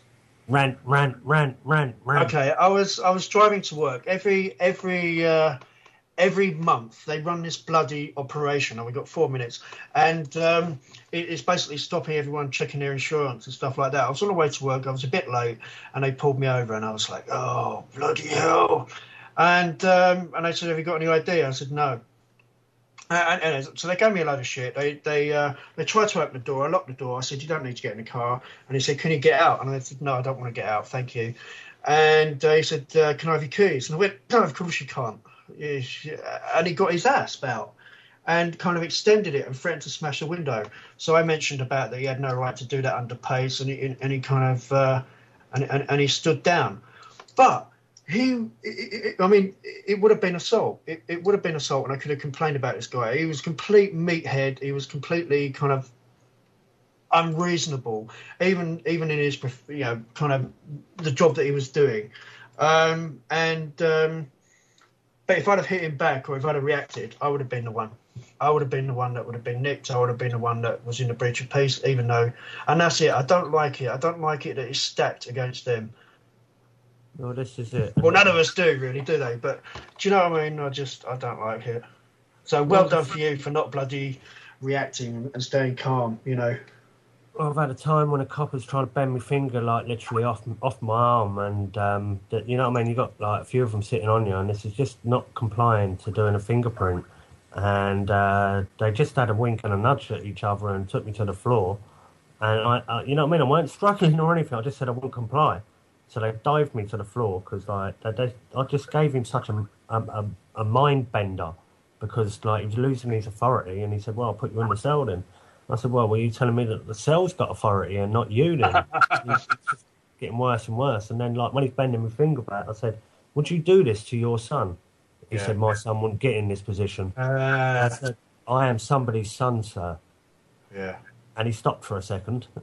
Yeah, that's it. You jolt them out of that kind of robotic role, you know, when you kind of remind them that they're a human being with a soul, you know. Yeah. It jolts them out. Dan McDonald's just said that KDEN Live is the best video editor for Linux right now. That is the one I've got. And there is a question that got thrown up earlier, commonly known as Dom. If you wish to cross the border to another country, how would you go about doing so without a passport ID? Now, I am thinking about doing this pretty soon. I've got my eye on a very fucking big boat. So I don't mind the idea. Of people have said when I've had my silly hats on that I look like Jack Sparrow. So all aboard. Maritime goes out. You're in national waters. I want to hear about this. Put your own flag up and have your own crew and see how that one goes. Anyway, that is it for commonly known as Dom Show on Darkcity Radio. Tonight's been Kirk Rutter. Is that how you spell it? Rutter? Or... Yeah, Rutter. Yeah. Brilliant. And go and check his films out. It's Meet Your Strawman and GM Agogo. And Disclosure. And what is it? Infomaniacs? Infomatic Films. Infomatic Films. Yeah. Okay, and we're going on to the Bob's Backyard's Dark City crew. So enjoy the evening. Thank you very much for everyone for listening.